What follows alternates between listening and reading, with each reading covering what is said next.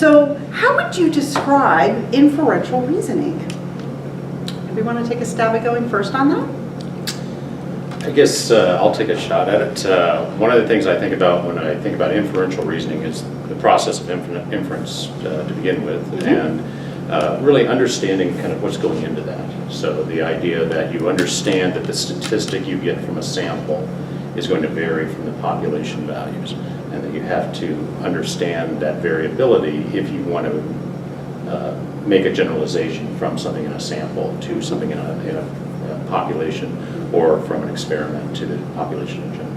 Okay. All right. Anything you'd like to add to that? I think Roger has said it well.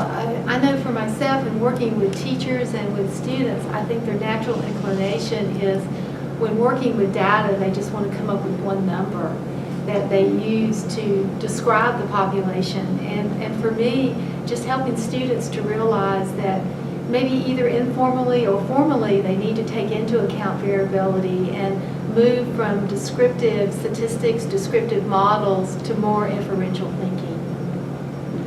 I have teachers ask me a lot what inference is, and usually they're mathematics teachers who haven't thought about statistics. So I think the big new idea for them is that we take samples of data and try to say something about a wider population or all the data that we probably can't collect. But we never know for sure if that's the right statement. There's always some level of uncertainty, and that's new for them. That's a kind of a challenge for students and teachers. So. Yeah. So thinking some about the statements that you all said, I hear that it involves data. So we're reasoning from data, but we're trying to generalize beyond that data, trying to make a statement beyond that data, and that there's uncertainty involved, and that the claims that we make, we recognize that there's a level of uncertainty in the claims that we're making. Good. So why is it important for our students to kind of engage in inference? Why should this be part of any curriculum that we do?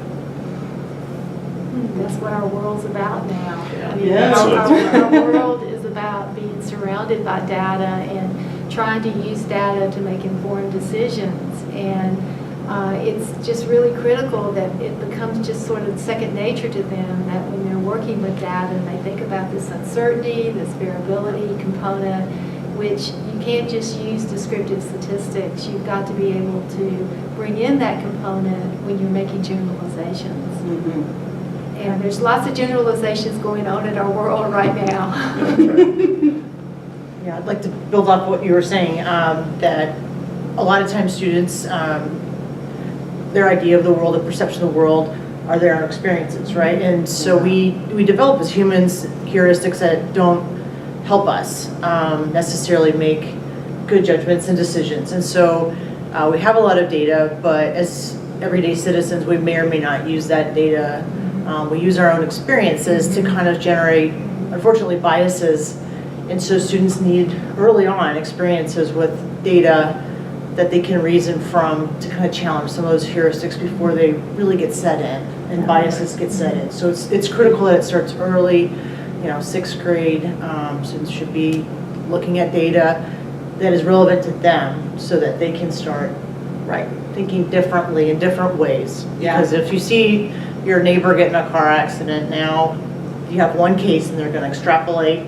It's just one case, right? But that's kind of their world. So that's why I think it's important. Yeah, so I like how you were talking about early on. So what about the college level? Yeah, that's one of the things at the university level. Even though students have seen data at, in the K-12 environment, and have been doing this since they were in 5th or 6th grade. Hopefully. They still don't fully grasp the idea of the variability of those summaries that they're looking at. They're getting these sample statistics, and they don't really, internalize the idea that yes, this is a value that could be very different if you were to have taken a different sample or conducted the experiment again. Right. So experiences with repeated sampling might give them a better understanding about this presence of variability. Yeah, and that's one of the things that I think is really important about teaching that, is to let them see that repeated sampling and the variability that comes from that. So we know that any good statistical investigation starts with a good question. Right. So what kinds of questions can we pose if we were posing questions to our students that would engage them in opportunities to make claims from data and to engage in inferential reasoning? What are some of the types of questions we might ask them? Do you want to start? Okay, yeah, I can start. So for middle school and high school students, I would say that if you can have data that they actually collect themselves, it's very powerful. So if you can have students doing some kind of activity, collecting data that they are generating, then they will understand where that data came from, they will understand the limitations, and it will really allow them to reason in a more robust way.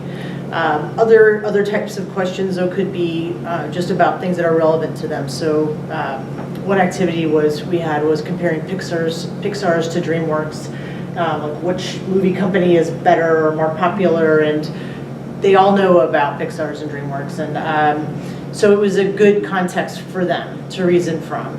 So I think that's important. Sometimes teachers will create questions that students are really not interested in, like does sleeping more hours mean you have higher grades, right? So we need to be careful of those teacher questions that they want to maybe show some relationship. Because sometimes there's not a relationship. Yeah, or they'll work hard to make sure it doesn't pan out, right? The students will kind of work against you sometimes. And the old like height versus foot length, I mean, some of those activities students have seen again and again and again. Mm-hmm. So I think we need to be careful. Yeah. So engaging contexts that that kids really care about, so that they want to be able to make a claim. Yeah, right.